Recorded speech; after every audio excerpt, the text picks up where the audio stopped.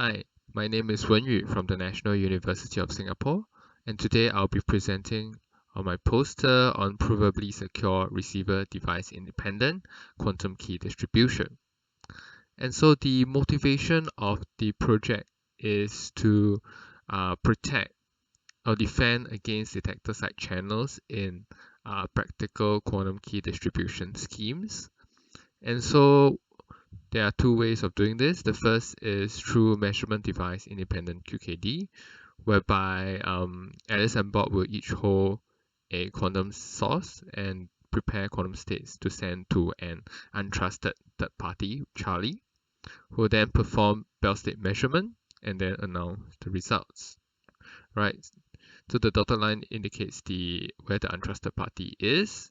And so the second method we can use is called receiver device independent quantum key distribution, which is recently proposed, whereby Alice and Bob will each separately establish keys with a third party Charlie who has an uncharacterized measuring device, which we do not trust, but we trust the classical behavior of Charlie. And so what happens is Alice and Bob will separately establish keys with Charlie, who will then announce, let's say, the XOR for Alice and Bob to establish secure keys. And so in this case, in terms of implementation, measurement device independent is a bit harder because it requires efficient Bell state measurement. So you need to correlate two independent quantum source. But for receiver device independent, it is easier because you can use the current prepare measure setups that is available.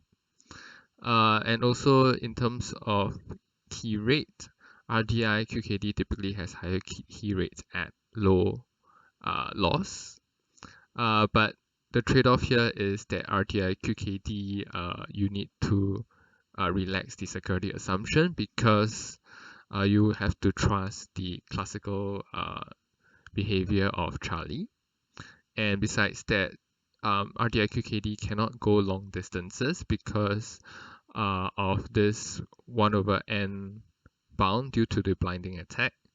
And so in terms of using RDI-QKD or implementing RDI-QKD, it is more suitable for metropolitan distance QKD, and you have a simpler implementation as well. Right, and so a bit about the RDI-QKD network. So RDI-QKD has been proposed by the Yonao et al., which is reference 6.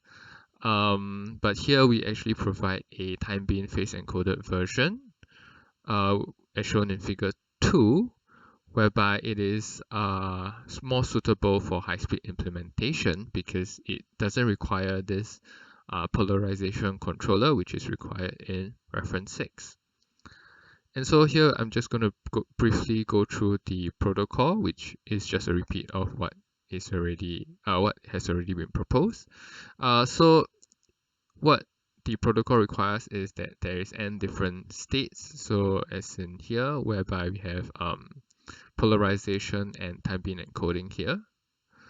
And then what happens is that Alice will choose two of the states as her encoding choice, and then send one of the states to Bob.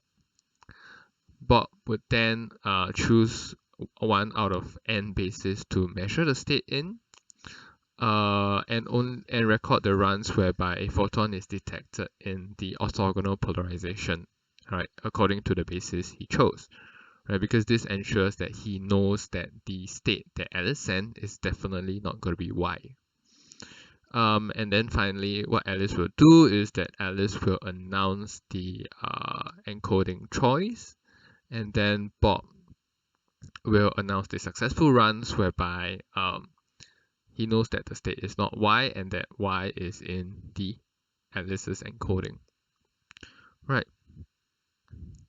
And so what we provide here as well is we have an improved security analysis, right, against collective attacks.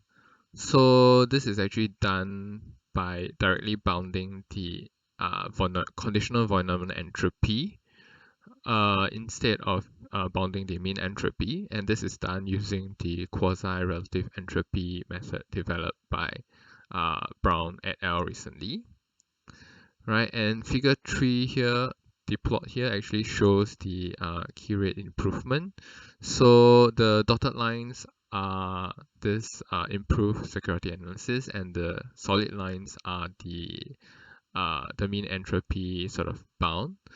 And so what we have is that there will be slight key rates improvements overall, and in terms of the loss tolerance, the improved security analysis will provide better loss tolerance in the presence of noise.